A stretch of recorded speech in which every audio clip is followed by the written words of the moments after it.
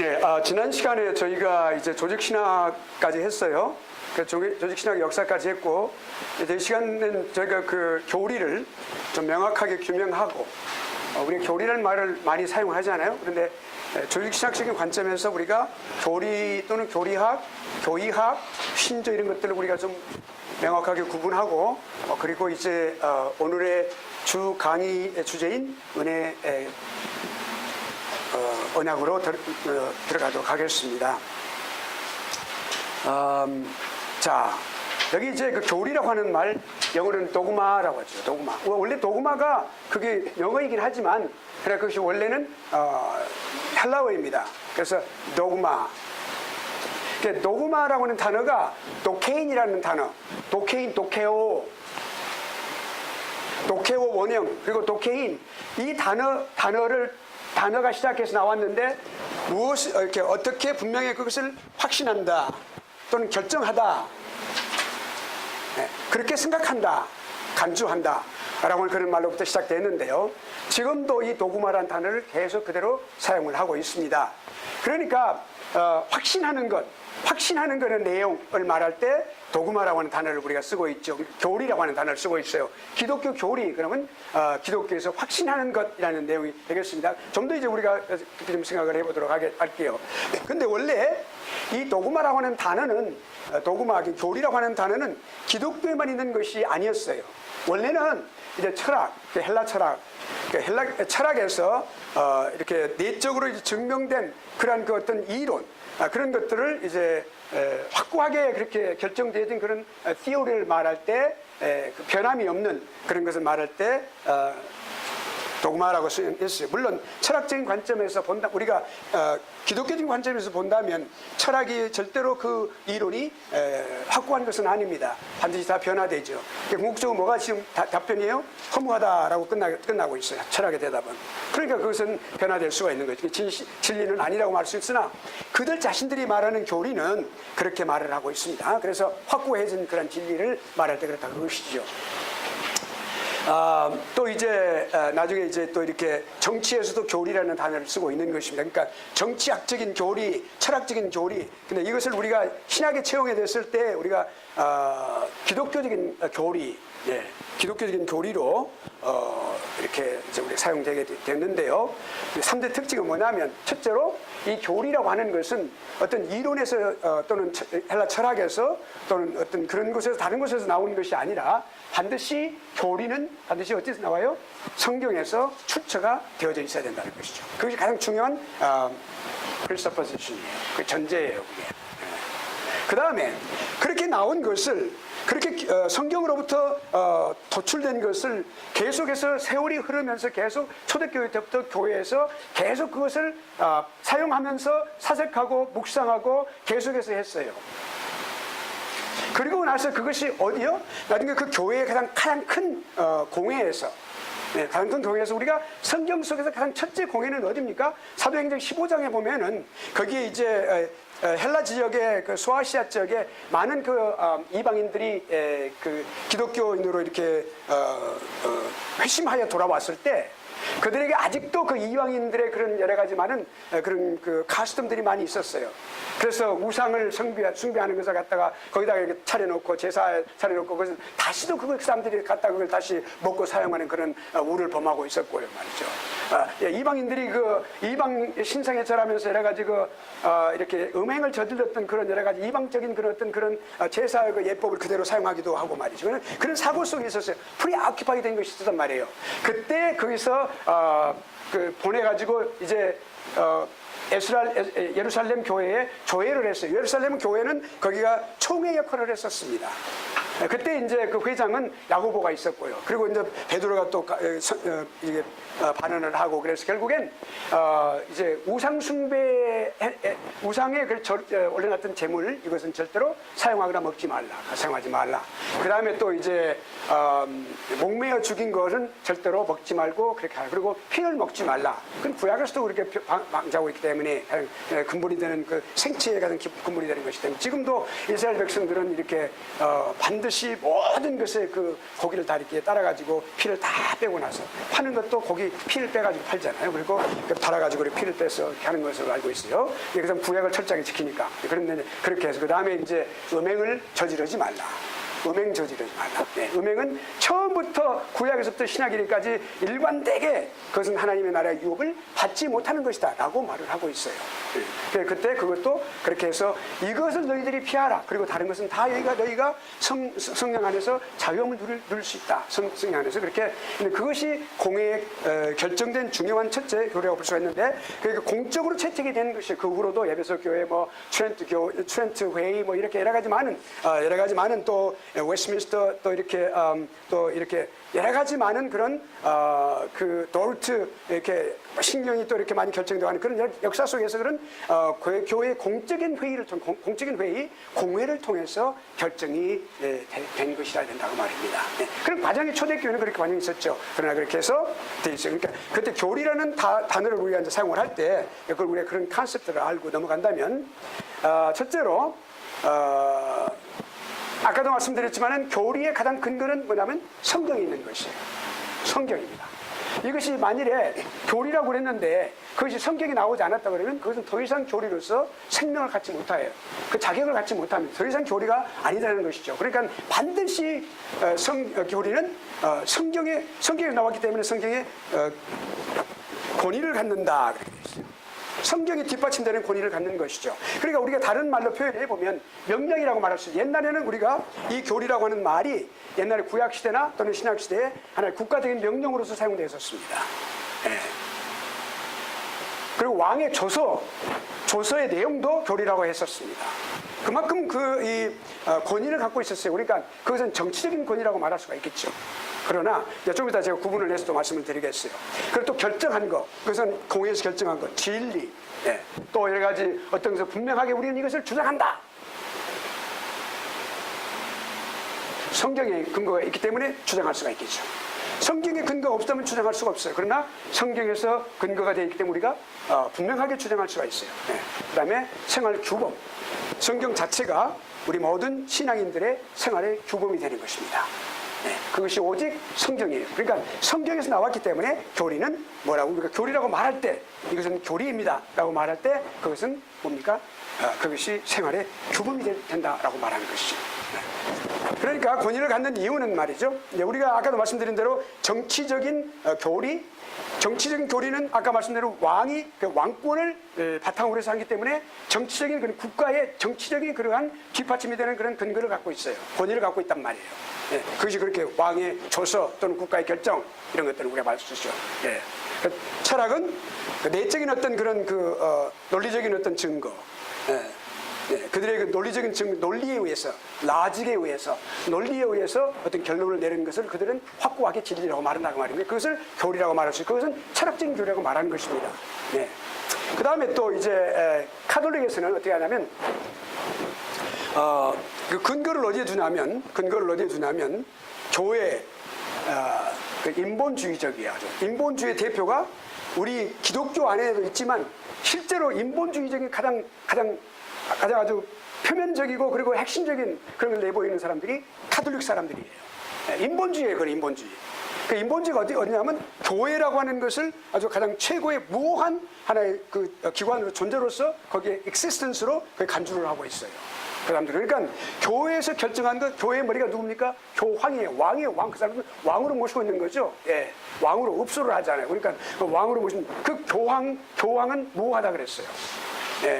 그리고 무하다 그렇고 교회 자체가 아주 막강한 그런 힘을 갖고 있기 때문에 그래서 거기서 결정한 것은 무하다 그래요. 그래서 그것이 교리가 되는 거예요. 그러니까 교권이 가장 아주 이렇게 어둠의 시절에 말이죠. 중세기 5세기부터 15세기까지 1000년의 기간 동안에 가장 십자군 전쟁 이전까지 가장 그 아주 교권이 활발했을 때, 그때는 교황이 누구예요? 왕을 파지까지 시켰단 말이에요. 그렇게 아주 오만방자했다 그 말입니다. 네, 그러니까 그런 상황 속에 있을 때 그것은 그 사람들은 그렇게 말을 해요. 절대로 이 교리라고 하는 것은 성경에서 도출될 필요가 없다 그렇게 말을 해요. 그리고 입으로 verbally 이거를 우리 전하는 것은 그것은 교리가 될 수 있다고 말을 해요. 그러니까 동시로 말하고 때로는 성경에서 도출 필요가 없다고까지 말을 하는 것이죠. 예. 왜냐하면 교회의 권위의 근거를 두고 있기 때문에. 예. 제가 표현을 할 때 부정적인 표현을 로마 가톨릭 교회에 쓰지 않을 수가 없어요. 왜냐하면 그게 잘못된 것이기 때문에. 예. 그래서 그럽니다. 예. 자, 그 다음에 이제 그래서 그런 상황 속에 있었을 때 그런 케이오스, 그런 와중 속에 있을 때 그런 아주 어지러운 그런 상황 속에 있었을 때 종교개혁이라는 그 놀라운 역사의 그 아주 최고봉인 아주 그 하나님께서 하나님의 그 놀라운 역사인 바로 종교개혁이 실시가 됐는데 가장 중요한 종교개혁의 가장 중요한 정신이 뭐냐면 성경의 권위를 주장했어요. The authority of the Bible, the scriptures. 1500년이니까 지금 2100년이니까 600년이 지났는데도 말이죠. 그 종교개혁의 정신을 받은 모든 신학자들과 모든 주의 종들과 그리고 모든 성도님들은 여지 그 올바른 정신에 있는 사람들은 지금도 그 생각이 절대로 그 믿음이 변하지 않아요. 성경의 권위. 그 성경의 권위가 우리의 모든 것을 다 가르쳐 주는 거거든요. 이야기해 주는 거거든요. 갈 길을 제시해 주는 거거든요. 영생의 길을 이야기해 준단 말이에요. 유일하신 구세주이신 예수 그리스도를 증거하는 것이라고 그랬어요. 예수님께서 그랬어요. 너희가 영생을 얻는 줄 알고 성경을 상고하거니와 이 성경이 내게 대하여 증거하는 것이다. 그러니까 절대로 종교개혁자들은 성경 외에는 어떤 것도 누가 말했든 어떤 것도 거기에 위배되면 절대로 그 권위를 인정하지 않았습니다. 우리도 마찬가지예요. 아마 예수 그리스도 오시는 순간까지 이 정신은 분명하게 계속될 것입니다. 그러니까 개혁교회요, 그러니까 Reform Church, 이것은 작게는 네덜란드의 개혁교회를 말하고 있지만 크게는 개혁주의 모든 교회를 섬기는 모든 신학자들은 이렇게 말을 합니다. 자, 모든 신학적 교리는 해결되는 가장 중요한 원리는 뭐냐? 하나님의 말씀이 그렇게 말씀하셨다. The word of God says that 말이에요. 하나님의 말씀이 그렇게 말씀하셨다. 그렇기 때문에 우리는 그렇게 결정하고 따른다 그 말이에요. 믿는다 그 말이죠. 네. 이것이 교리가 권위를 갖는 이유가 바로 성경의 권위를 두고 있기 때문에, 근거에 두고 있기 때문에 권위가 있다는 말씀입니다. 예. 그러나 여기에 개혁신학자들은 또 다른 한 가지를 발견했어요. 뭐냐면 이 교리가 그렇게 분명히 성경의 권위가 있지만 절대로 교리는 무효한 것은 아닙니다. 여러분 분명하게 그거 잘 알아야 됩니다. 무효할 수가 없어요. 예. 왜냐하면 그 성경 자체를 가지고 거기서 도출해서 체계화시킨 것이기 때문에 그렇다면 절대로 성경과 같은 위치에 레벨에 두어서는 안 된다고, 어느 것도 두어서는 안 된다고 말입니다. 예. 아시겠죠? 교리는 절대로 성경과 똑같은 동일한 레벨에 있는 것이 아니다. 무효할 수가 있다. 그런데 무효하면은 무효할 때 그것이 발견되면 그건 더 이상 교리가 아닌 거예요. 그런데 그러니까 성경 같은 그런 분명한 성경의 권위를 두고 있기 때문에 성경의 권위가 있지만 성경 같은 그러한 위치에 있는 것은 아니고 또한 무효한 것이라고 아니한다. 아시겠죠? 두 번째, 교리는 사회적인 그런 요소가 있어요. 사회적인 요소. 자, 두 가지로 생각해 볼 수 있어요. 교리를 생각할 때. 첫째는 교리는 교리 그 자체로 가치가 있습니다. Dogma has its own value. biblical value가 있어요. 그대로 있어요. 그렇지만 또 하나는 이 밸류가 말이죠. 그 도그마가 우리 교회에게 받아들여져서 교회가 그것을 수납하고 그것을 순응하고 그리고 그것을 지켜나가는 거예요. 그러니까 그 교리가 누가 됐어요? 교회 자체로 죽어있는 그런 교리로서 이렇게 딱 선반에 올려진 것이 아니라 우리 속에 들어와서 우리와 함께하는 그런 교리가 된 것이에요. 사회, 그래서 소셜라이즈가 된 거예요. 그러니까 사회적인 요소가 있다는 것이죠.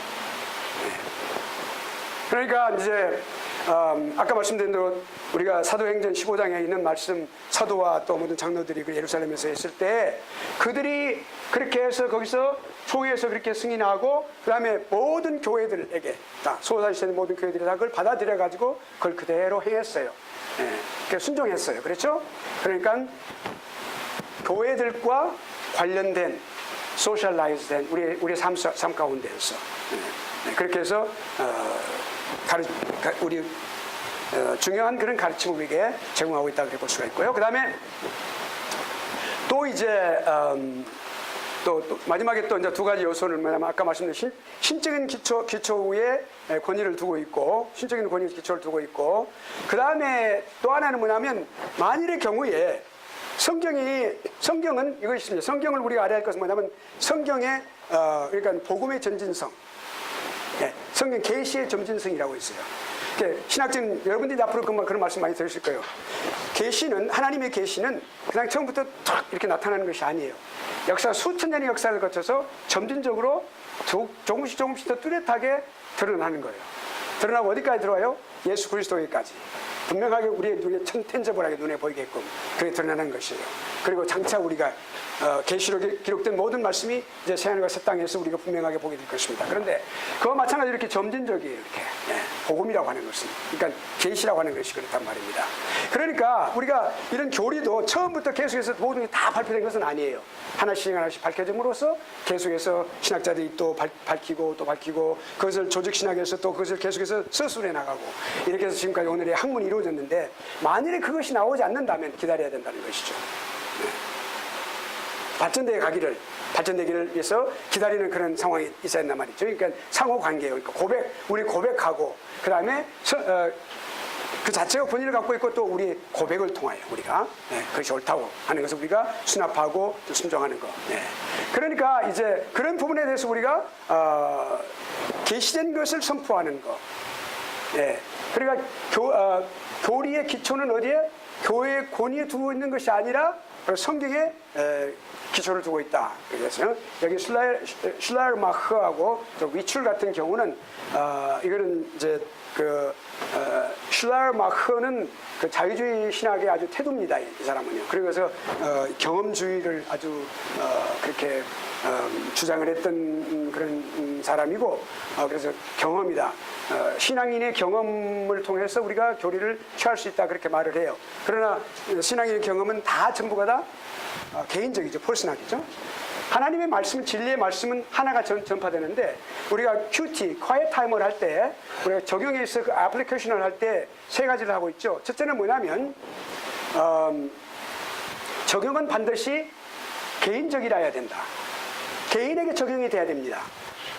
하나님의 말씀이 모든 사람들에게 다 똑같이 삶 속에서는 틀리게 다 적용이 되는 것이죠. 그렇죠? 두 번째, practical. 그것은 구체적이라야 된단 말이에요. 그건 삶 속에서 살아야 되니까. 그 다음에 present.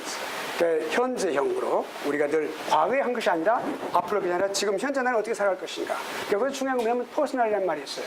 그것은 반드시 이같이 퍼스널이라는 것은 거기서 내가 개인적으로 하나님의 은혜를 경험하는 것은 다 틀릴 수가 있어요. 여기 학우들 다 계신 분들 저도 개인적으로 기본적인 믿음은 같지만 경험하는 것들이 나의 상황과 그리고 나의 생각하는 것과 소원하는 바와 내가 추구하는 바 그리고 내가 하나님 말씀을 보는 관점 그리고 내가 처한 상황 이 모든 내가 교육적인 관점 이 모든 것들 이런 것들에 따라서 틀린다는 것이죠. 그러니까 그 개인적인 경험을 어떻게 교리의 기준으로 삼을 수 있겠느냐 말이에요. 안 된단 말입니다. 근데 슐라르마흐는 그렇게 말을 했어요. 위출도 마찬가지예요. 주관성을 강조했으니까 그냥 지나갑니다. 그래서 자 이런 모든 것들을 자 이제 개혁주의 신학자들은 딱 이렇게 말해요. 교리가 하나님의 말씀에서 나왔고 또 교회로 말미암아 사색하고 결정되었기 때문에 권위 있는 신적인 진리로 간주하고 있다 그 말입니다. 그러나 뭐예요? 견실성을 부여하고 있지만 절대로 무한 것은 아니다. 무한 것을 보지는 않는다라고 하는 것을 우리가 알 수 있겠어요. 그 다음에 이제 그 교리가 이제 그 이렇게 기독교 전체를 나타내기도 하고 처음에는 그랬었죠. 그렇게 하고 점점 구체화되어 가면서 이렇게 점점 구체화되게 가기 시작했어요. 이렇게. 네. 그래서 신앙 조항들이 다 전부가 다 틀리게 됐으니까. 그러니까 예를 들어서 웨스트민스터 신앙 고백서를 본다면 이렇게 이제 신앙에 관한 그 내용을 이렇게 성경에서 그대로 성경에서 문답 형식으로 되어 있는 것을 볼 때 그것이 목회자들과 그리고 일반 성도들 어린아이들에게 두 가지가 소요리 문답하고 대요리 문답이 또 갈라지는 궁극적으로 이렇게 구체적으로 이렇게 신앙 조항이 구체화되는 것을 우리가 볼 수가 있습니다. 네. 그래서 다만 우리가 알 수 있는 것은 자 그러면 우리가 교리는 하나님의 명령을 따라서 우리가 믿어야 하는 조항을 말하는 것이고 우리가 이제 결론적으로 말하면 교리라고 하는 것은 그러니까 하나님의 명령, 하나님의 말씀을 따라서 우리가 믿어야 하는 그러한 그 내용, 그러니까 설명 이것을 말하는 것이고 그 다음에 조직신학이라고 하는 것은 모든 신앙 이렇게 조항들을 체계화시킨 전체적으로 체계화시킨 것인데 그 조직신학의 가장 기본적인 자료는 뭐예요? 교리가 되는 것입니다. 교리와 신조가 결정이 될 때 조직신학이 비로소 서술하게 돼 있어요. 조직화하게 서술하게 나가게 돼 있어요. 그 조직신학 학문이 형성이 됐다고 말이에요. 그러니까 맨 나중에 됐다는 것이죠. 네. 자, 여기까지 우리가 이제 됐고, 그 다음에 여기 이제 우리가 제가,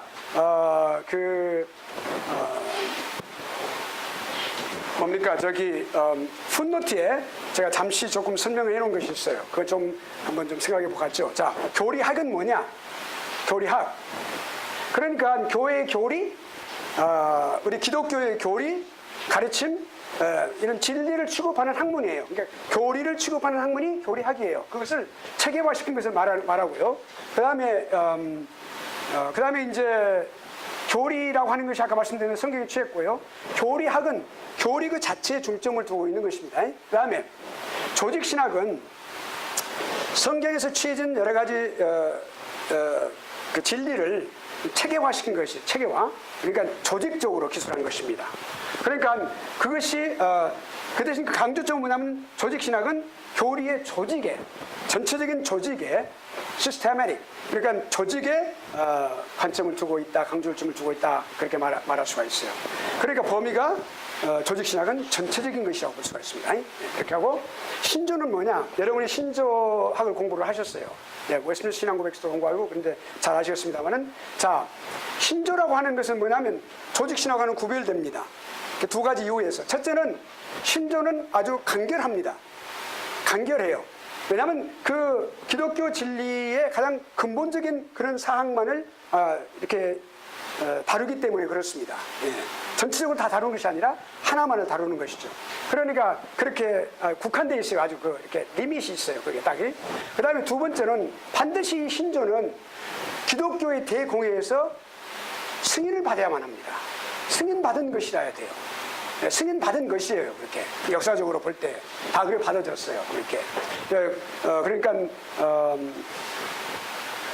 정통 기독교 대회의에서 공회의에서 그래서 그거를 공적인 승인을 받았어요. 그것이 받은 것이 차이가 있어요. 그러니까 그렇게 되었을 때 이와 같이 교리가 확정이 되고 신조가 또한 이렇게 확정이 되었을 때 그 다음에 어떻게 조직신학이 거기에 서술되면서 조직신학을 완성하는 것이죠. 이미 다 그렇게 다 되어 왔어요. 그래서 조직신학이 완성이 된 것입니다. 자, 여기까지 우리가 교리에 대해서 공부를 했습니다. 자, 이제 우리가 오늘 이제 기독론에 이제 들어가는데 지금까지 공부하는 것은 조직신학을 공부하는 사람으로서 미리 우리가 갖고 있어야 될 그러한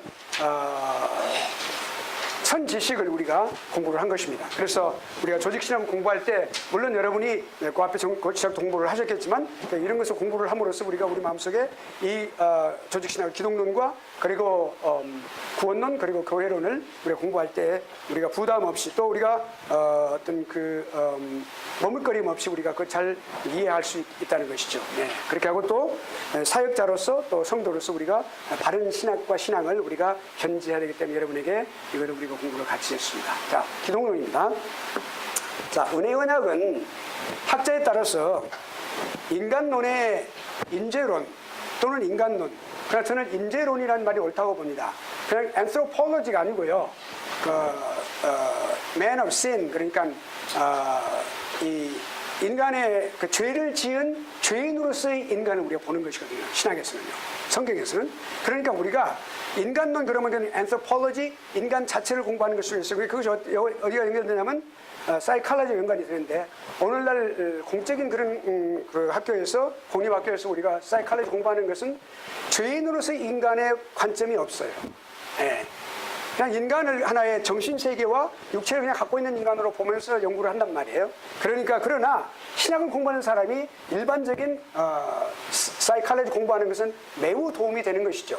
그렇지만 우리가 여기서 지금 이 인재론이라고 말하는 것이 옳다는 생각을 하고 있습니다. 그렇다면 여기 인재론 속에 어느 학자들은 은혜의 언약을 넣는 분이 있고 포함시키는 분이 있고, 또 어떤 분은 기독론에 넣는 분이 있어요. 저희 의견으로는 기독론에 넣는 것이 합당하다고 봅니다. 왜냐하면 이 은혜의 언약이 예수 그리스도의 사역과 아주 밀접한 관계를 가지고 있기 때문에 그렇습니다. 그리스도의 속죄 사역과 아주 밀접한 관계를 갖고 있기 때문에 그래요. 그래서 기독론, 그러니까 인재론은 비참한 죄인의 모습으로 끝나는 것이에요. 인재론은 아주 비참한 인간의 죄의 짐을 지고 있는 인간의 모습이 있어요. 그 인간의 죄를 지고 있는 인간의 모습은 무엇을 필요로 합니까? 하나님의 은총을 필요로 하는 인간의 모습으로 서 있는 거예요. 그때 여기 은혜의 언약으로 기독론이 시작하는 거예요. 조직신앙이 이렇게 체계화되어 있기 때문에 이렇게 이어가는 것인데, 여기 기독론에서 가장 첫 번째 단계로서 first step으로 은혜의 언약을 다루게 되는 것입니다. 그러니까 우리가 이제 그리스도의 그 구속사역과 아주 은혜의 언약은 깊은 관계를 맺고 있어요. 여기서부터 하나님의 은혜가 우리가 구원론에 가기까지, 그 구원의 사역에 이르기까지 오늘 첫 번째 걸음을 멀리 바라보면서 이제 발을 딛기 시작하는 거예요. 은혜의 언약의 개념이 우리 안에 있어야 돼요. 그럴 때 예수 그리스도가 왜 오셨는지, 왜 주님께서 그 고난을 당하셨는지, 순환을 당하셨는지, 그리고 죽으셨는지, 그리고 부활하시고 승천하시고 다시 오셔야 되는지, 이 모든 것을 우리가 잘 이해할 수가 있어요. 예수 그리스도에서. 자, 언약의 성경적인 개념을 생각해 보죠. 언약이라는 말, 다른 말로 보면은 우리가 좀 더 구체화시켜서 작은 범위에서 말하자면 약속이라고 말할 수 있어요. 그러나 약속은 언약 속에 포함된 하나의 개념입니다. 우리가 그것을 협의의 의미에서 생각해 본다면 약속이라고 말할 수 있는데, 특별히 언약이라고 말하는 이유는 거기는 하나님의 말씀에 의한 약속이기 때문에 언약이라고 말합니다. covenant 또는 testament. 똑같은 말이에요. 그러니까 테스트먼트는 다른 말이고, 카브는 다른 말 크게 생각하시면 안 되고, 카브넌트하고 테스트먼트는 같은 단어입니다. 그런데 자, 그러면 우리가 원래 언약이라고 하는 것, 약속이라고 하는 것은, 언약이라고 하는 것은 또 동등한 사람 둘이 이렇게 서로 뭡니까? 이렇게 협약하는 거죠. 어떤 조건을 내세워가지고 맺어지는 협약이라고 볼 수가 있죠. 약속 이렇게 말할 수가 있어요. 그렇죠? 그것이 사전적인 의미라고 볼 수가 있는데, 그런데 이제 우리가 성경에 본다면 인간의 이 언약은 반드시 인간의 구원과 관련이 되어 있습니다.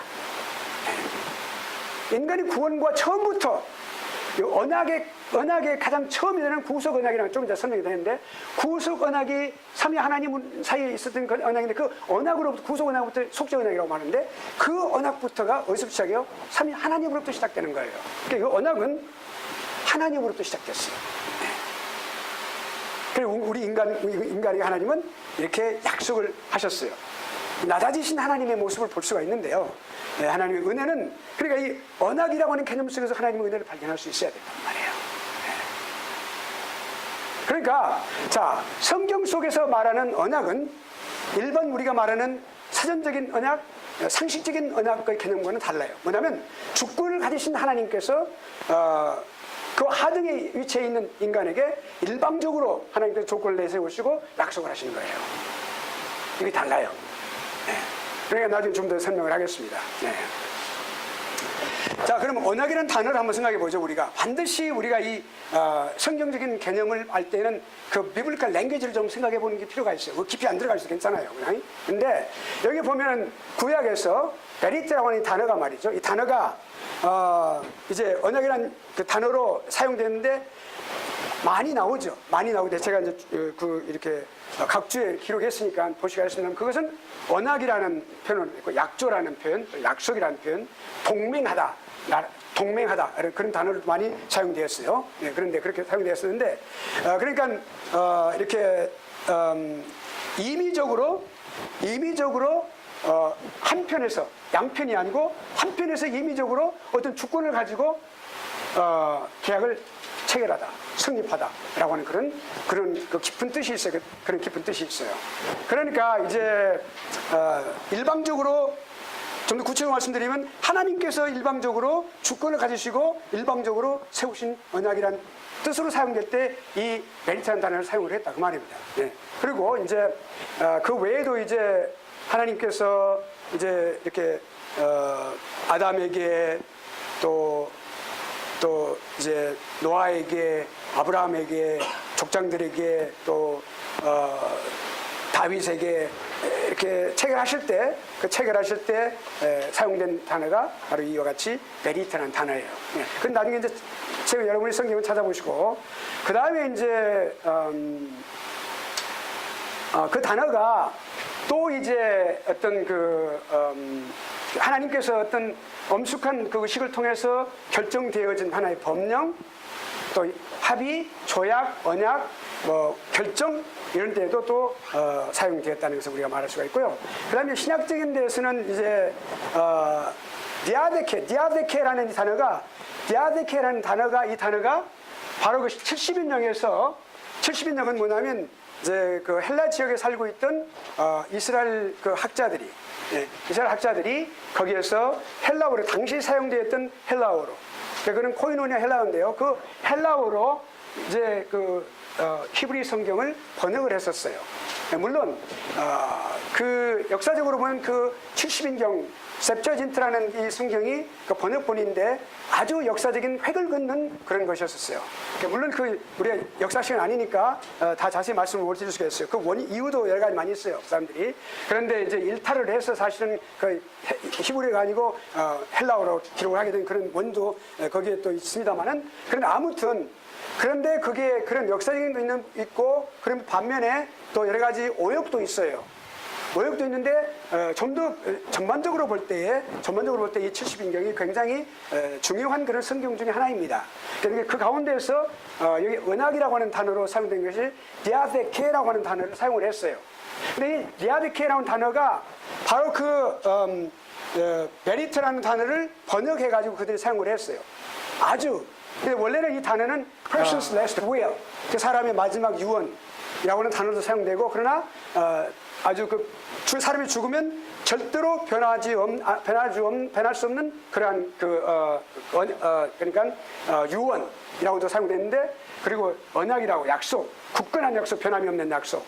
네, 그런 사용에서 이렇게 번역이 됐어요. 그래서 아주 훌륭한 그런 번역이 됐는데 언약이라고 테스트먼트, 카버넌트라는 단어로 우리가 영어로 번역을 할 수가 있겠죠. 그래서 이제 그런 내용들을 우리가 볼 수가 있어요. 그 단어를 거기에는 그 단어를 계속 사용하고 있고요. 그 다음에 이제 그 단어가 이 언약과 관련해서 절대로 변할 수 없는, 그러니까 변할 수 없는데 어째 변할 수 없느냐 그러면 반드시 동등한 위치가 아닌 바로 하나님과 그의 백성 간에 이루어진 그런 언약이기 때문에 백성의 동의가 절대 없었다는 거죠. 하나님 일방적으로 하나님께서 그 약속하시고 조건을 내세우신 것이죠. 이것은 그러니까 변개될 수가 없는 것이다 그 말입니다. 예. 그리고 이 하나님께서 그 백성들과 이 언약을 맺으시는 과정 속에서 절대로 인간에게 동의를 구하신 적이 없다는 것을 말하고 있어요. 예. 아브라함이라든지 또는 그 외에 또 그 아들들도 뭐 다 전부 다 이렇게 족장들, 예, 또 이제 노아라든지 이런 모든 그 당사자들에게 동의를 구하지 않고 하나님은 일방적으로 조건을 내세우시고 그렇게 하셨어요. 근데 그건 이제 우리가 행위 원약이라는 게 있는데 그 행위 원약은 인간이 파기를 했는데 그 이유를 나중에 말씀을 드리겠습니다. 그래서 반드시 하나님께서 조건을 내세우시는 명령으로서의 언약이다라고 하는 뜻으로 그렇게 기록이 됐다는 사실을 우리에게 말씀을 드립니다. 그러니까 반드시 언약은 인간이 순종해야만 되는 것이 그 조건이에요. 그래서 이제 우리가 오버롤 전체적으로 이제 언약을 우리가 볼 때 어디에 가장 중요한 핵심적인 요소가 뭐냐? 언약의 요소는 뭐냐면 여기 지금 우리가 성경을 한번 찾아볼까요? 예레미야서 31장 33절 한번 보죠. 예레미야서 31장 33절.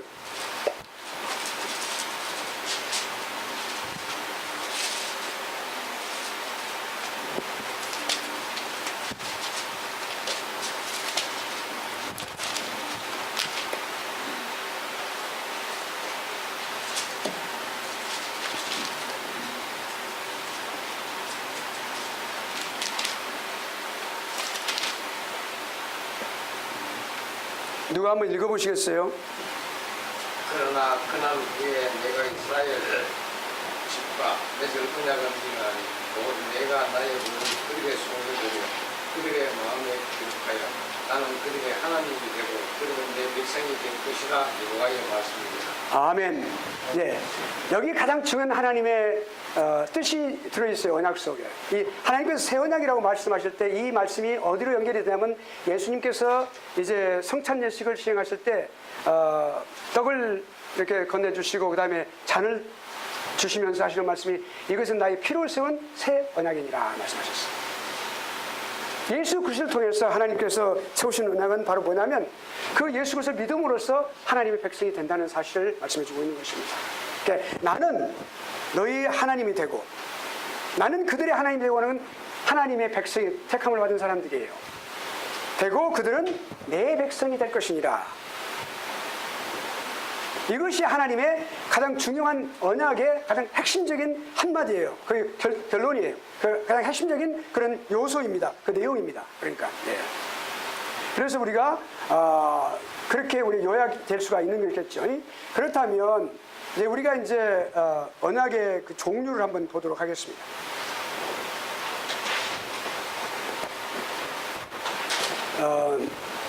여러 가지 형태의 그 하나님의 약속이 주어지죠. 다 성경에 보면 많이 주어지죠. 근데 그 대별에서 본다면 첫째로 구속 언약. 구속 언약이라는 것은 뭐냐면 사실은 그 언약의 가장 출발점이라고 볼 수가 있는데 성삼위 하나님의 언약입니다. 성삼위 하나님, 삼위 하나님의 끼리 성삼위 하나님 간에 맺어진 언약이에요. 네. 태초부터, 영원전부터. 여기서 지금 제가 말씀드린 태초란 말은 신약성경의 엔아르케란 말이에요. 요한복음 1장에 있는, 그러니까 우리가 여기 지금 창세기가 아니고 그 이전에 영원전부터, 세상을 창조하기 이전부터 삼위 하나님께서 갖고 계신 언약을 말하는 거예요. 그러니까 창세전에. 그러니까 뭐냐면 자, 이 구속 언약이라고 그래요. Covenant of Redemption. 그래서 속죄 언약이라고 번역하신 분들도 있어요. 그렇다면 자, 그건 상관없습니다. 속죄 언약 또는 구속 언약 같은 말이에요. 사실은 예수 그리스도의 속죄를 통하여 구속하는 구원하는 것을 말씀하는 것이니까. 그렇다면 여기 지금 뭐냐면 특별히 성부 하나님, 성자 하나님 맺었어요. 네. 그러니까 인간의 구원을 위하여 아들 하나님, 성자 하나님은 이 땅에 그 하나님은 그러니까 뭐예요? 그 언약의 구조는 뭐냐면 이것이에요. 하나님께서 아버지 하나님께서 구속의 인간의 그 죄를 지은 인간을 하나님 벌써 다 알고 계세요. 예. 그 예정하심을 통해서 보고 그리고 예정에 따라서 그 다음에 예지가 오는 거죠. 먼저 아시기 때문에 하나님께 예정하신 것이 아니라 먼저 예정하셨기 때문에 하나님은 하셨고 그리고 하나님은 또한 알고 계신다고 말이에요. 그런데 아무튼 알고 계시는데 그 하나님께서 성자 하나님, 아들 하나님과 함께 구속의 역사를 통해서 예정하실 때 하나님은 예정하세요. 그들의 구속을, 그러니까 다시 말씀드리면 구원에 관한 것을 하나님은 예정하세요. 그러니까 프레임을 짜시는 거예요. 플랜을 짜시는 거예요. 네. 그 다음에 두 번째는 또 그 다음에 계획을 갖고 계시는 계획. 그렇죠? 네. 계획을 갖고 계시는 것이에요. Predestination, plan.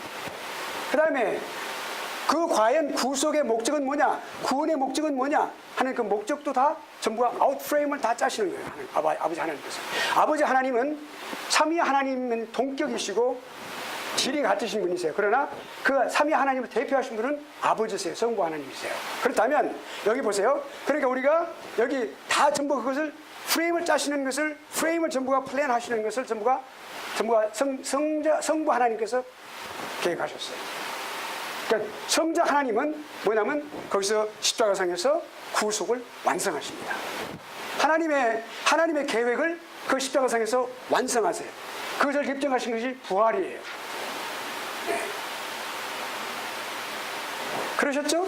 그리고 나서 그 완성된 구속의 역사를 성령 하나님이 각 개인, 우리 모든 여기 계신 우리 모든 학우들 말이죠. 예수 그리스도를 믿게 하셨잖아요. 바로 그것이 뭐예요? 아버지 하나님의 그렇게 계획하시고 소명을 또한 하나님께서 다 계셨어요. 다 계획하셨어요. 네. 부르셨죠? 그래서 그랬는데 그래서 예수님께서 십자가상에서 2000년 전에 다 십자가상에서 죽으셔서 우리가 하나님 앞에 나아갈 수 있는 길을 열어놓으셨어요. 하나님 자녀가 되는 길을 열어놓으신 거예요. 하나님의 관심은 우리 사랑하는 인간들의 구원이에요. 그것이 하나님 가장 최고의 목적이고 그것이 궁극적인 하나님의 뜻이에요. 그리고 삼위 하나님이 이와 같이 구속의 언약을 맺으신 거죠. 네. 그리고 이제 성령 하나님은 그 구원의 모든 원리와 그리고 그 모든 것들을 실제로 그것을 영을 살리는 일에서 그 사람을 구원하는 일에서 실제로 가장 유효한 성령 하나님의 역사. 다시 말씀 유효하단 말은 절대로 실수가 없으신 거예요. 절대로 거부할 수 없는 거예요. irresistible이에요. 절대로 거부할 수 없어요. 인간의 노력으로, 인간의 어떤 공로로 절대로 개입이 안 되는 거예요. 전적인 하나님의 주권으로, 하나님의 노력으로, 하나님의 성령 하나님의 그 역사로 인하여 우리에게 적용하세요. 찾아오셨어요. 복음을 들을 때, 우리가 전도할 때, 여러분 전도학 배우시잖아요. 좀 잘 배우세요. 전도할 때 그 들어온단 말이에요. 성령께서 오셔요. 그래서 강하게 그 사람을 붙들어서 중생시키시는 거예요. 그래서 하나님의 구원의 역사를 완성시키시는 거예요. 개인에게. 그래서 여러분 여기 와 계시는 거죠. 그러니까 삼위 하나님이 이와 같이 구속의 언약을 맺으셨어요. 그러니까 Covenant of Redemption. 성취시키신 게 말이죠. 적용하시는 거죠. 그 다음에 이제 그리고 이제 이런 언약 관계를 맺고 계시는데 이 바로 구속 언약이 바로 무엇의 토대가 돼요? 은혜의 언약의 토대가 됩니다. 그럼 우리가 이제 그 다음에 이 은혜 언약 들어가기 전에 은혜 언약은 우리가 오늘 가장 중요한 주제가 되는 건데 여기 이제 행위 언약을 잠시 말하고 넘어가겠습니다. Covenant of Works. 자, 이게 가장 중요한 특징은 뭐냐면 인간과 함께 맺으셨는데 인간과 함께 이 언약을 맺으셨는데 타락하지 않은 순수한 인간, 타락하지 않은 이라는 그게 언더라인 하세요. 타락하지 않은 사람이에요. 네. 그 다음부터는 우리가 타락한 이유가 되겠죠. 은혜 언약은 물론 예정하신 것은 그 이전부터 하셨지만은 그 타락 직후부터 이 은혜 언약이 계속해서 작용을 하기 시작합니다. 역사를 하기 시작을 했죠. 그래서 자, 그다음은 행위 언약은 타락하지 않는 인간. 다시 말씀드리면 아담과 함께. 그 2부도 마찬가지죠. 그러니까 자, 중요한 것은 뭐냐면 여기 행위 언약의 가장 중요한 요점은 뭐냐면 순종과 불순종의 그 조건을 내세우셨어요. 그러니까 순종이 따른 것과 불순종이 따른 것의 두 가지를 하나님은 조건을 내세우신 거예요. 그러니까 너희가 순종하면 이란 것은 precaution이죠. 조건이죠. 그 다음에 너희가 불순종하면 이것도 조건이에요. 그대로 됐어요. 그러니까 하나님께서 이렇게 인간과 언약을 맺을 때는 빨리 하나님의 말씀대로 되어지는 거예요. 우리 초이스는 뭐냐면 하나님께 순종하는 거죠. 그럼 그 언약이 이루어진단 말이에요. 그러면 자 보세요. 자, 여기 이제 순종할 때 너희들이 모든 것을 다 지배하고 복을 받을 것이다. 그러나 너희가 불순종할 때 너희는 죽을 것이다.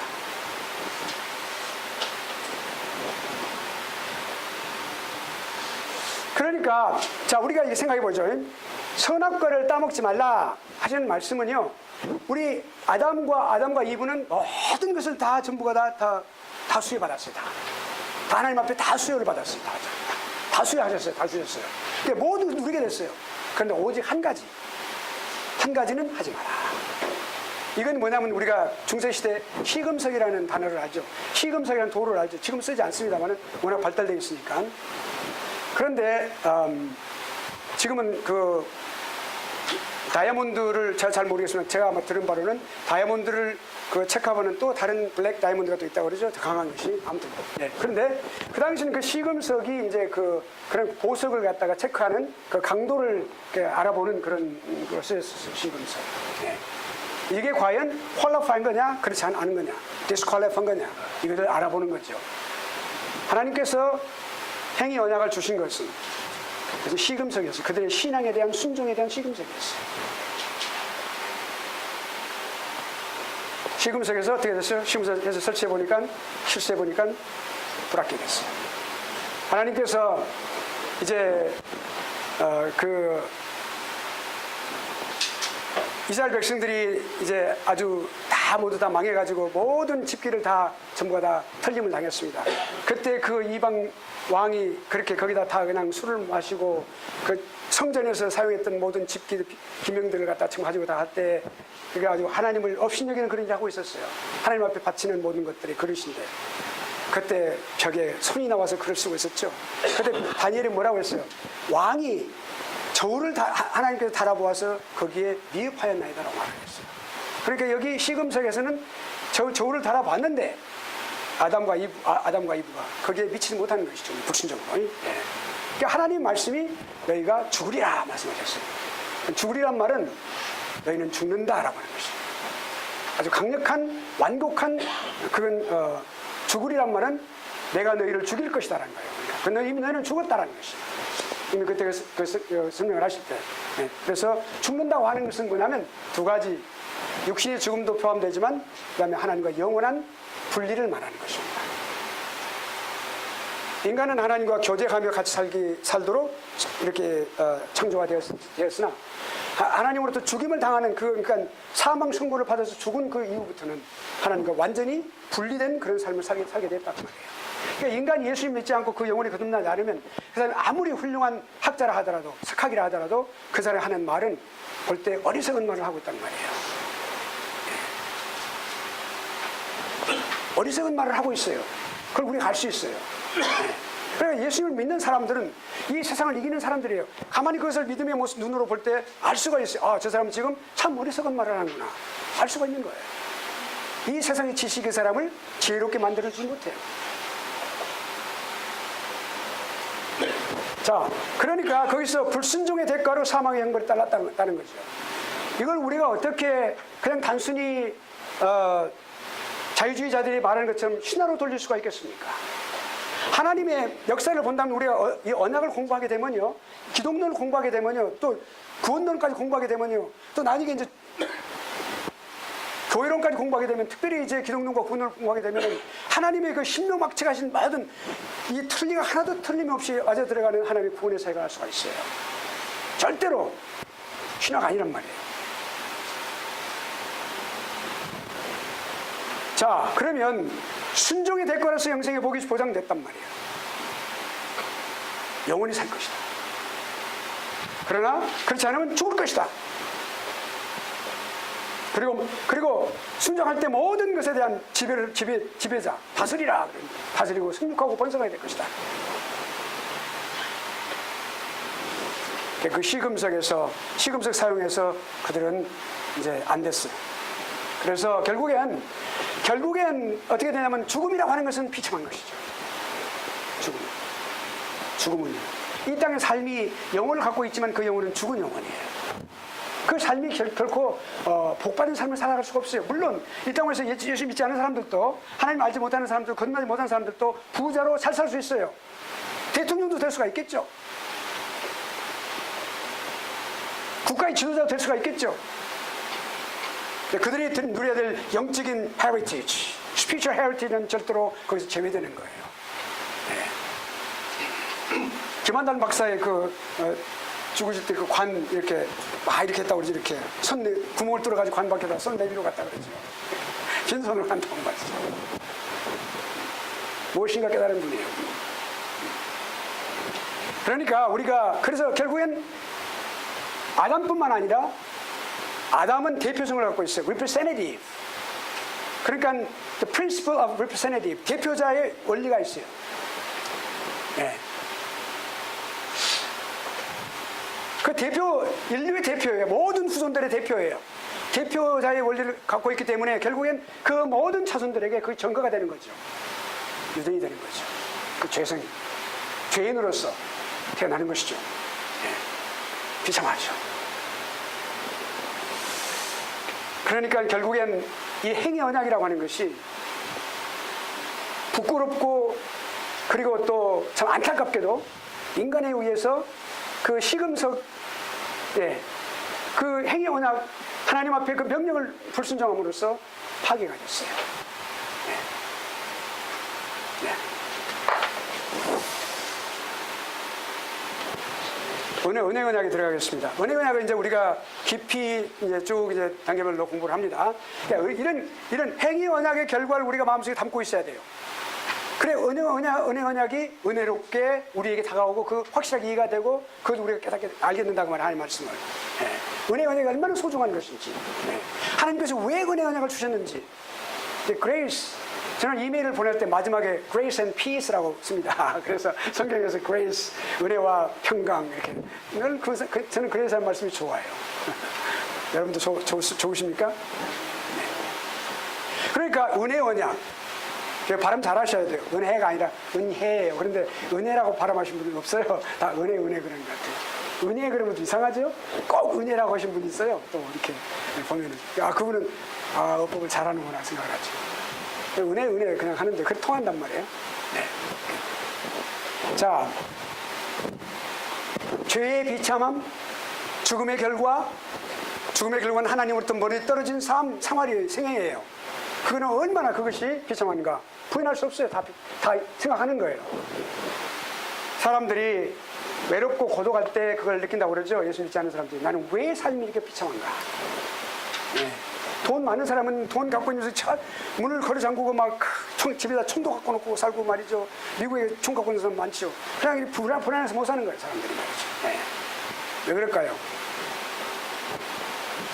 우리가 미대할 분을 놓쳤기 때문에, 멀리 떨어져 있기 때문에 아이솔레이션 됐어요. 네. 그러니까 무엇인가 화해하고 그런 어떤 구원하는 것을 갈망을 하게 되는 거죠. 그런데 중요한 것은 뭐냐면 반드시 구원은 위로부터 와야 된다.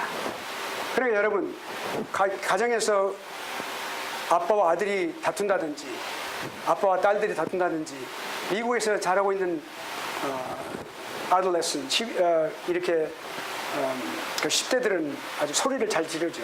미국에서 자라고 태어난 애들은 아무리 믿음이 있는 애들이 할지라도 이상하게 자꾸 소리를 지르는 애들이 많아요. 다 보면 각각 집들만. 그러면 다투게 되고 아빠 다투게 되고 다분 속상해서 할 말 보면 다 하지요. 그럼 나중에 손을 내미는 사람 누구예요? 아빠가 가서 등을 돌아가면서 미안해 그렇게 하는 거예요. 잘못했어. 이 마음을 상하게 했어. 그럼 아이는 우는 거죠. 아빠가 이렇게 안아주고 도닥거려주고 아들한테는 악수하고 안아주고 하는 거죠. 그것이 진정한 화해의 그 순서예요. 그렇다면 이게 인간과 하나님은 완전히 이같이 우리가 인간이 죄를 지음으로 인해서 뭐예요? 완전히 등을 진 사람들이에요. 원수진 사람들이란 말이에요. 원수를 올바르게 해주시는 분은 누구예요? 하나님이세요. 하나님은 절대로 인간이 그렇게 사망을 자초했지만 결국 그랬다 할지라도 절대로 잊어버리거나 고치거나 그렇게 하진 않았어요.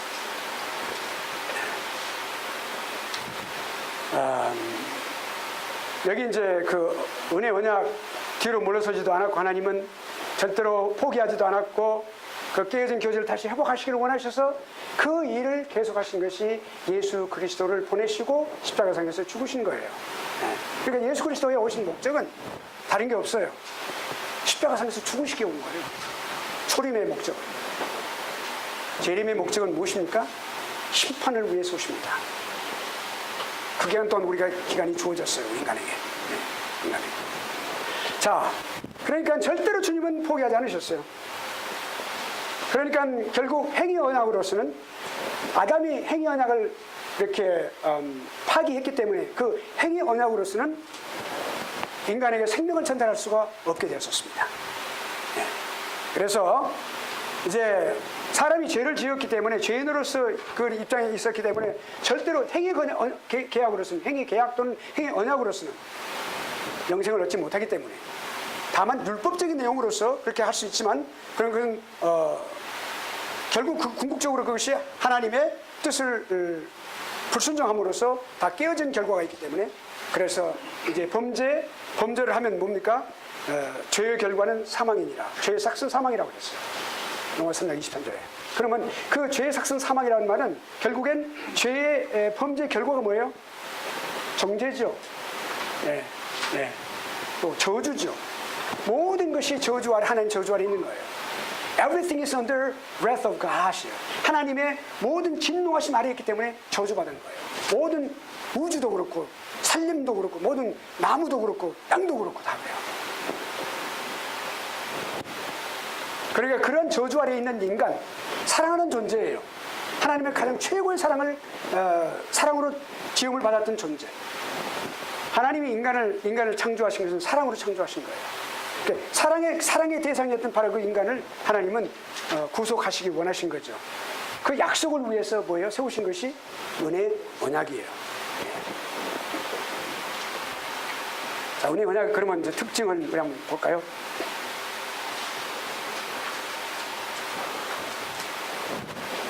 여기 그 헬먼 바빙크의 그 내용을 제가 설명은 하지 않습니다. 여러분이 집에 가서 읽어보시기 바랍니다. 그 뱀에게 이제 이렇게 유혹을 받아서 선악과를 따먹었죠. 그런데 그러기 전에 뱀이 뭐라고 그랬어요? 먹으면 죽을까 하노라 그렇게 이브가 말하니까 뱀이 절대 넌 죽지 아니하리라 그랬어요. 거짓말장이죠. 네. 서펜트 사단의 가장 중요한 가장 프라이머리 그 사인은 뭐냐면 거짓말장이에요. liar. 죽지 않는다 그랬어요. 네. 그 다음에 너희는 선과 악을 하나님과 같이 너희는 구별할 수 있는 그런 위대한 존재가 될 것이다. 근데요, 그것이 이루어졌어요, 사실은요. 아담과 이브가 결국엔 선과 악을 구별하는 존재가 됐어요. 그래서 자기의 부끄러움을 가렸는데 결국엔 뭐냐면 그러나 헬먼 바빙크가 하는 말은 그러나 뱀이 말하는 것 그런 완전히 다른 방법으로 바꿔졌다, 드러났다 그랬어요. 뭘까요?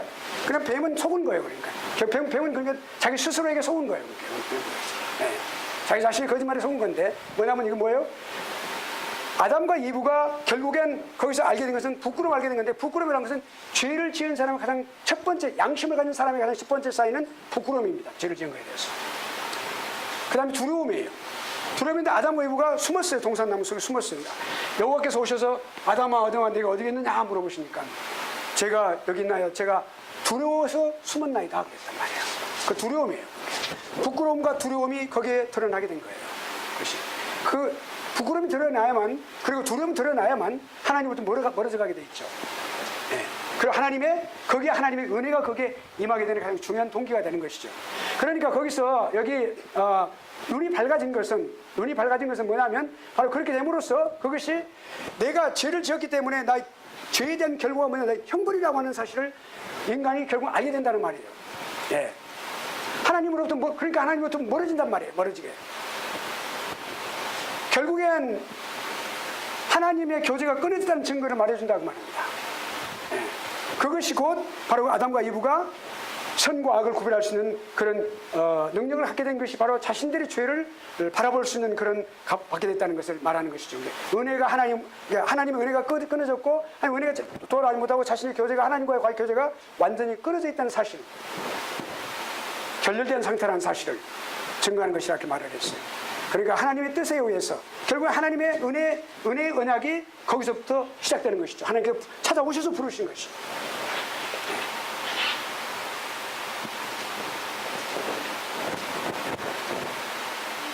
그리고 하나님께서 그들에게 이제 거기서 내쫓으실 때 가죽 옷을 입혀서 보내셨어요.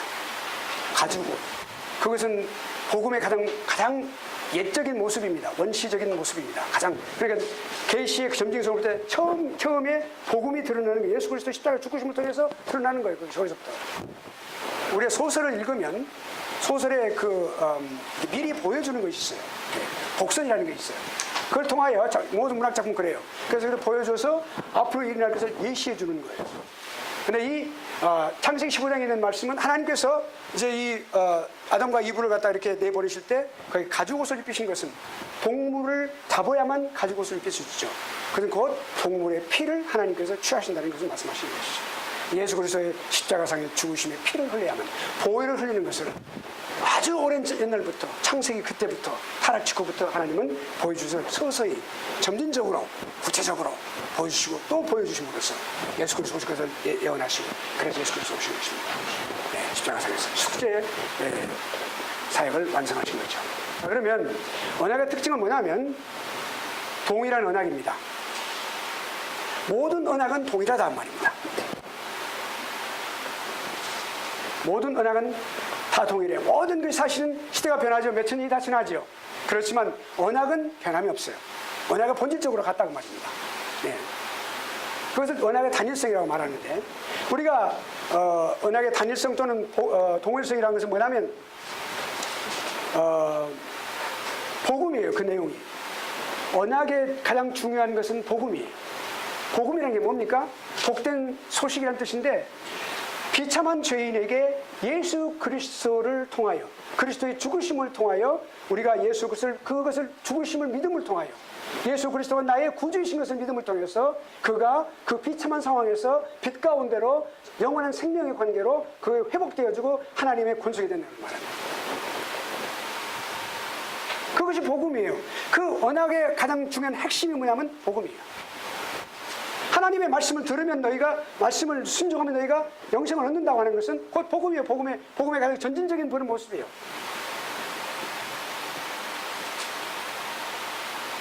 언약의 내용은 아주 동일하게 모든 언약이 다 동일하게 복음입니다. 신구약 복음은 신약과 구약이 동일하죠. 네. 말씀하신 내용이 똑같아요. 누구요? 어디를 향해서 있어요? 십자가상의 예수 그리스도를 향해서 있어요. 그리스도를 향해서 있어요. 그리스도의 그 속죄 사역을 향해서 있어요. 네. 모든 여러분이 이런 말이 있어요. 구약에서의 예수 그리스도 설교하기라고 하는 그런 것도 있어요.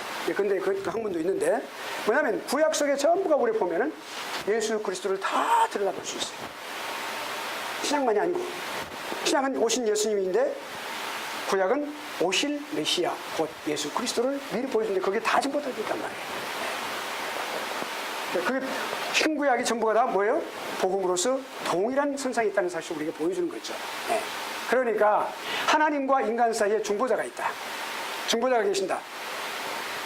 언제나 그 중보자는 하나님과 우리 인간 사이를 이어주는 중보자, 중개인, 중보자 또는 이제 담보라고도 말을 하는데 그 중보자, 그 설명해요. 그 중보자는 결국엔 한 분이신데 한 분이시고 그분은 어제나 오늘이나 영원토록 변함이 없으시다.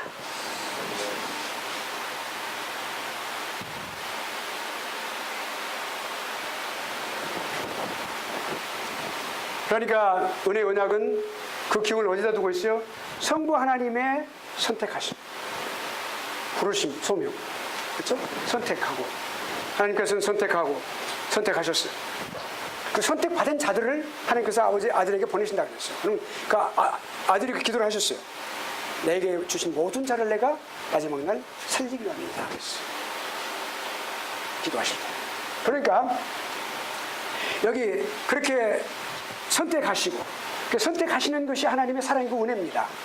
그것을 바탕으로 해서 성자 하나님은 뭐예요? 성자 하나님이 그 십자가상에서 완성하심으로써 완전히 확실하게 보증해 주시죠. 내가 나에게 보내신 자들을 다 마지막 날에 살릴 것입니다. 그랬어요. 그럼 보증이에요. 그리스도에게 나아오는 자마다, 예수 그리스도에게 나아오는 자마다 절대로 놓침을 당하지 않습니다. 이것이 복음이에요. 그게 언약 속에 들어있단 말이에요. 언약이 말씀하고 있는 거예요. 그리고 성령 하나님께서 절대로 실수가 없고 절대로 거부당할 수 없는 바로 그런 분명한 유효적인 그런 일을 통해서 적용하셔가지고 그 구원을 적용해요. 그 사람들을 구원하는 거예요. 완성하시는 거예요. 그 은혜 언약이 갖고 있는 중요한 속성이에요. 그 일을 보여주는 거란 말이에요. 은혜 언약. 그리고 나서 그 은혜 언약을 통해서 돌아온 성령 하나님의 그 구원을 통해서 돌아온 사람들은 하나님 앞에 순종하며 살아가는 거예요. 소망의 길이 바꿔지고, 소망의 가는 길이 바꿔지고, 목표가 달라지고, 가치관이 달라지고, 삶의 방식이 달라지는 거예요. 그리고 하나님 앞에 나의 책임을 내가 다하도록, 그 언약 속에 기록되어진 그 모든 것을 다 그대로 이행하면서 살도록 성화의 과정을 밟아가는 거죠.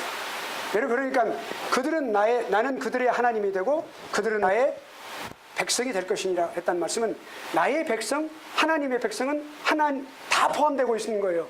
하나님 앞에 나와 있으니까 성령 하나님의 그런 분명한 유효한 그런 공작으로 인하여 분명히 예수 그리스도를 믿고 하나님의 사람이 됐어요. 은혜 언약에 참여한 바가 됐어요. 그러면 그 사람은 어떻게 돼요? 자기 책임의식을 다하면서 하나님을 기쁘시게 하는 삶을 살아가는 거죠. 물론 up and down하고 gradually up and down 이거 할 수 있어요. 그러나 전체적으로 gradually, overall 쭉 이렇게 성화의 삶을 계속해서 나가는 거죠. 네. 영화의 죽는 순간, 영화의 순간에 딱 도착하는 거죠. 그러니까 그래서 언약은 동일하다, 동일성이 있다 라고 하는 것을 우리가 알 수가 있습니다. 네. 5분 남았는데요. 오늘 조금 다 마치 못하는데 하여튼 여러분이 이해하고 넘어가는 게 중요하기 때문에 제가 막 빨리 한다고 해서 빨리 해서 여러분 빨리 할 때 재밌었잖아요. 그렇죠? 아주 막 분위기 약하면 나갈 때도 재밌었는데 그러나 제가 또 빨리 할 때도 있어요. 그런데 조금 이제 오늘은 날씨도 좀 덥고 오니까 좀 여러분 좀 천천히 하겠어요. 그래서 아무튼 약속과 요청의 언약까지 하면서 오늘 좀 보도록 하죠. 상황을 좀 보도록 하죠. 그러면 한 페이지, 두 페이지, 세 페이지, 예, 세 페이지 뭐 거기까지 이제 그리고 나서 다음에 이제 그리스도의 위격과 사역, 그리스도의 위격, person and works of Christ 이렇게 이제 할 겁니다. 근데 오늘은 아직 하는 데까지 하고 예, 자 보도록 하겠습니다. 예, 동일한 언약이고 그다음 두 번째는 약속이 돼 있고 하나님의 약속이 있고 그다음 하나님께서 요청하신 바가 있어요. 그 언약의 내용이 들어있어요. 그리고 두 가지. 언약의 특성은 하나님께서 약속하시고 우리에게 요청하시는 것이 있어요. 약속, 언약이라고 하는 것은. 자, 동전이 양면 것 같다 하는 것이죠. 나는 저들의 하나님이 될 것이며 저들은 내 백성이 되리라. 이 웅장한 하나님의 가장 아주 중요한 그런 우리가 이 말씀 자체를 가지고 보면 명령이고 또 하나님의 약속이고 하나님의 언약이고 그리고 약속의 말씀이에요. 예. 분명히 될 것이다. 예. 그 보증이죠. 예. 그런데 이 약속의 말씀은 우리가 이 땅에서 살 때에 칭의, 다시 말씀드리면 의롭다고 칭함을 받는 그런 내용까지 포함되고 있고, 그러니까 또 이 땅에 살 때 우리가 영적으로 그런 이 땅에 살면서 영적인 복을 받고 살아요, 우리가. 예. 하나님 앞에 예수 그리스도 믿는 사람들은 영적인 복을 많이 누리고 살죠. 예, 그리스도 믿지 않는 사람들이 누리지 못하는 그런 참 신묘막측한 그런 많은 것들을 우리가 체험하고 말씀으로 또한 우리가 알고 그리고 깨닫고 그리고 신비에 새기고 아름답게 기쁨으로 살아가는 거예요, 사실은. 그 삶 속에서 우리가 그런 아주 그 아름다운 삶이 있다고 말이에요. 그런 삶을 누리고 있어요, 현재에서. 예. 그리고 또 이제 최종적으로 우리가 하나님께서 궁극적으로 새하늘과 새 땅에서 또 우리가 누릴 그런 모든 약속들이 다 포함되어 있는 것이죠. 예. 현세적인 것, 내세적인 것 다 포함되어 있어요. 예. 그렇죠? 그때 완성되는 것이니까. 지금 우리는 완성 과정이 있어요. 물론 우리가 예수 그리스도 믿음으로써 우리가 구원을 다 받았습니다. 그러나 우리는 지금 현재 구원을 받고 있는 현재형이 있어요. 우리는 이미 티켓을 다 받았고 다 구원 받았어요. 그러나 구원이 그 완성이라고 하는 거, 그거는 하늘나라에서 이제 계시로 기록된 하늘나라에서 새하늘과 새 땅을 우리가 바라보면서 그 땅에서 우리가 누리면서 살게 되어질 것입니다. 그때 완성되는 것이죠. 네. 네, 그렇게 그건 하나님께 우리에게 주신 하나의 그 약속이에요. 그렇죠? 그런데 요청하시는 것이 있어요. 반드시 언약은 요청하시는 것이 있어요. 요청이 두 가지인데요. 첫째는 너희들이 믿음으로 이런 언약, 그 언약을 통해 주시는 모든 약속, 그걸 잘 받아들여라. 받아들이고, 그 다음에 그 언약에 기록되어진 모든, 언약을 통해서 기록되어진, 약속을 통해서 주신 모든 그 언약의 그 영원한 그런 생명으로 들어가야 된다. 라고 하나님의 명령에 그 요청이 있어요. 그리고 또 그 다음에 하나님의 약속, 하나님의 그 요청은 뭐냐면, 요구사항은 뭐냐면 순종하여라. 성경에 여러분 보십시오. 구약의 누누이 계속해서 이스라엘 백성들의 그 역사가 바로 그거예요. 순종과 불순종의 그게 컨플릭트였어요. 그것이 스트러글링이었어요. 그들의. 순종하느냐 불순종하느냐. 하나님은 여러 가지 많은 방법을 다 사용하셨어요. 네. 물심판, 홍수심판 같은 그런 아주 거대한 마제스틱한 그런 것까지 그런 거였어요. 네. 모든 사람들이 다 전부 다 뭐예요? 그 40년 광야에서 다 죽어버린 1세들이 다 죽어버린 것까지 포함해서. 그리고 신의 산 언약을 또 주시면서 이런 율법 언약이에요. 근데 그런 모든 것들을 다 주시면서까지만 다 그렇게 했어요. 그건 하나님과 백성 간의 그 아주 말할 수 없는 그런 순종과 불순종의 관계예요. 그 이스라엘 역사란 말이에요. 이스라엘 백성들은 유다와 이스라엘이 망함으로써 그리고 또 우리들의 선조인 할아버지 아담과 똑같은 길을 걸었다 그 말이에요. 불순종의 길을 걸었어요.